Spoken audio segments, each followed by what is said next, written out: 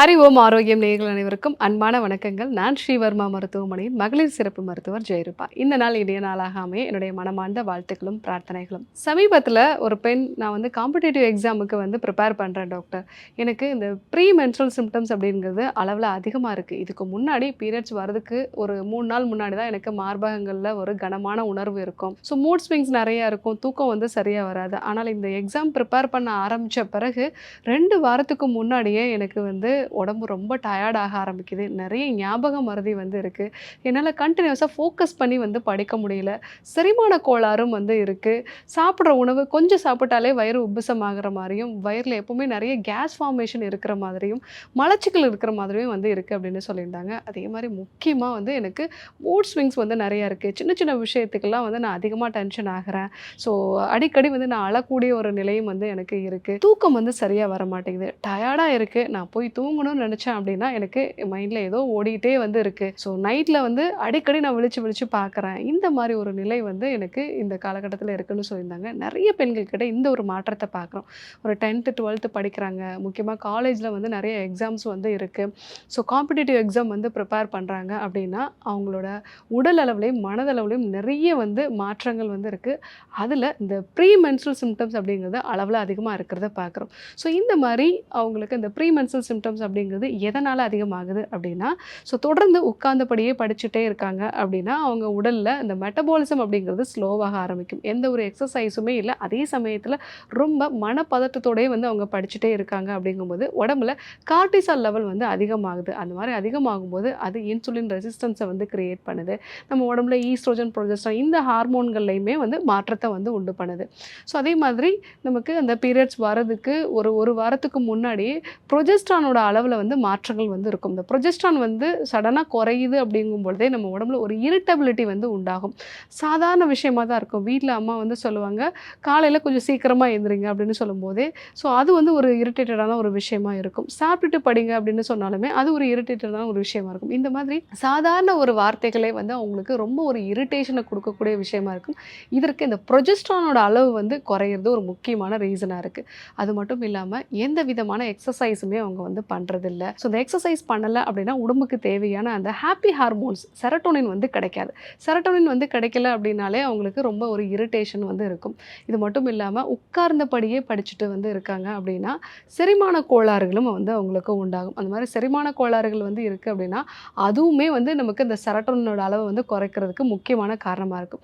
கூடுதலாக மலச்சிக்கலும் இருக்குன்னா நம்ம பிரெயின் எப்போவுமே உடலுக்குள்ள ஒரு கழிவு தேங்குது அப்படின்னா நமக்கு ரிப்பீட்டடாக ஒரு இரிட்டேஷனை கொடுத்துட்டே இருக்கும். ஸோ அதனால் நம்மளால் ஒரு விஷயத்தில் ஃபோக்கஸ் பண்ணி படிக்க முடியாது. எப்பவுமே மைண்டு ஒரு மாதிரி ஒரு ஃபாகியாக இருக்கிற மாதிரி, ஒரு தெளிவில்லாத மனநிலை இருக்கிற மாதிரி இருக்கும். ஸோ இதெல்லாம் தான் அந்த ப்ரீ மென்ஸ்ட்ரல் சிம்டம்ஸ் அப்படிங்கிறது அதிகரிக்கிறதுக்கான முக்கியமான காரணம். ஸோ நிறைய இளம் வயது பெண்கள்கிட்ட அதிகமாக உடல் உழைப்பு இல்லாமல் எக்ஸசைஸ் எதுவுமே பண்ணாமல் தொடர்ந்து உட்கார்ந்தபடியே படிச்சுட்டு இருக்கக்கூடிய நிறைய பெண்கள்கிட்ட இந்த பாதிப்பை நம்ம பார்க்குறோம். ஸோ இந்த மாதிரி பிரச்சனை இருக்குது அப்படின்னா அவங்களுக்கு முதல்ல டெய்லி எடுத்துக்கொள்ளக்கூடிய டீடாக்ஸ் மாதிரி நம்ம கொடுக்கலாம். ஸோ டீடாக்ஸ் சூர்ணம் ஒரு டீஸ்பூன் அளவு நைட்டில் தூங்க போகிறதுக்கு முன்னாடி நம்ம கொடுக்கும்பொழுது அவங்களுடைய செரிமான சம்பந்தமான பிரச்சனைகள் நார்மலாகும். உடம்புல தேவையில்லாத கழிவுகள் தேங்குறது அப்படிங்கிறதும் குறைய ஆரம்பிக்கும். ஸோ இதுவே அவங்களுக்கு முதல்ல நல்ல ஒரு பசி உணர்வையும் நல்ல செரிமானம் ஆகும் பொழுதே அவங்களுக்கு இந்த பிரெயினுக்கு தேவையான செரட்டோனின் ஹார்மோன் அப்படிங்கிறது கிடைக்க ஆரம்பிக்கும். ஸோ அடுத்ததாக எளிமையான சில பயிற்சி முறைகள் ஒரு 20 நிமிஷம் நம்ம சூரிய நமஸ்கார பயிற்சிகளோ இல்லை எளிமையான வேறு சில யோகா பயிற்சிகளையோ நம்ம சூரிய வெளிச்சத்தில் நம்ம பண்ணும் பொழுது உடலுக்கு தேவையான அந்த சன்லைட்டும் கிடைக்கும். ஸோ உடலில் அங்கங்கே அசைவுகள் இருக்கும் பொழுது உடலில் இந்த கார்டிசாலோட அளவும் குறைய ஆரம்பிக்கும். கூடுதலாக நீங்கள் சுவாச பயிற்சிகளையும் தியான பயிற்சிகளையும் சேர்த்து பண்ணும்போது உங்கள் ஞாபக சக்தியுமே நல்லா இம்ப்ரூவ் ஆகும். ஹார்மோன் சம்மந்தமான பிரச்சனைகளும் குறைய ஆரம்பிக்கும். ஸோ இந்த விஷயங்களெல்லாம் நம்ம ஃபாலோ பண்ணிவிட்டு நான் சொல்லக்கூடிய இந்த 2 டீ வகைகளையும் எடுத்துக்கிறது நல்லது. ஸோ இந்த டீ நம்ம எப்படி தயாரிக்கணும் அப்படின்னா சதாவரி, அது கூட அசோகப்பட்டை, அமுக்கரா இது 3யும் ஈக்குவல் குவான்டிட்டி எடுத்து நம்ம பொடி பண்ணி வச்சுக்கலாம். ஸோ இதில் 1 டீஸ்பூன் அளவு நம்ம ஒரு 2 டம்ளர் தண்ணி சேர்த்து கொதிக்க வச்சு அது 1 டம்ளர் ஆக்கி வடிகட்டி எடுத்துக்கலாம். இது கூட நம்ம புதினா இலைகளோ இல்லை எலுமிச்சை சாறோ நம்ம சேர்த்து தேன் கலந்து காலையில் வெறும் வயிற்றில் நம்ம எடுத்துக்கலாம். ஸோ அந்த மாதிரி எடுத்துக்கும் பொழுது நம்ம உடலுக்கு தேவையான அந்த ஹார்மோன்ஸ் பேலன்ஸ்டாக கிடைக்கும். அதே மாதிரி நைட்டில் தூங்க போகிறதுக்கு முன்னாடியோ இல்லை சாப்பிட்டதுக்கு அப்புறமா திரிஃபலா சூர்ணம் சீரகம், சுக்கு இது 5 பொருட்களையுமே வந்து ஈக்குவல் குவான்டிட்டி வந்து நீங்க எடுத்துக்கோங்க. திரிஃபலா அப்படிங்கிறது கடுக்காய், நெல்லிக்காய், தாண்டிக்காய். ஸோ இது கூட சீரகம், சுக்கு இது எல்லாத்தையும் ஈக்குவல் குவான்டிட்டி எடுத்துட்டு, இத வந்து நீங்க ஒரு 1/2 டீஸ்பூன் வந்து டீ மாதிரி வச்சு சாப்பிடணும். ஸோ இத வந்து நைட்டு உணவுக்கு அப்புறமா நம்ம எடுத்துக்கும்போது, நல்ல செரிமானம் வந்து ஆகும். அதே மாரி இந்த திரிஃபலா, சீரகம், அதே மாரி சுக்கு அப்படிங்கிறது வந்து நம்மளுக்கு செரிமான சக்திய இம்ப்ரூவ் பண்ணும். நல்ல இரவு தூக்கத்தையும் வந்து கொடுக்கும். ஸோ மைண்டுக்கு தேவையான அந்த ஒரு அமைதியான ஒரு நிலையும் வந்து அவங்களுக்கு கொடுக்கும். ஸோ இந்த 2 டீயும் வந்து நம்ம எடுத்துக்கும் பொழுது, இந்த பிஎம்எஸ் அப்படிங்கிற விஷயங்கள்லாம் வந்து குறைய ஆரம்பிக்கும். அதே மாரி அந்த பீரியட்ஸ் வர்றதுக்கு முன்னாடி நம்ம அடிவயிற்று பகுதிகள்ல ஒரு மசாஜ் மாரி வந்து பண்றது. நல்லெண்ணெய் அது கூட தண்ணீர் சேர்த்தோ, இல்லன்னா விளக்கெண்ணெய் சேர்த்து ஒரு மசாஜ் மாதிரி வந்து பண்ணிட்டு, நல்ல ஒரு கனமான டர்க்கி டவல வந்து வெதுவெதுப்பான வெந்நீர்ல நனைச்சுட்டு இடுப்ப சுத்தி வந்து ஒரு 15 நிமிஷம் வந்து நம்ம கட்டி வச்சுக்கிறது.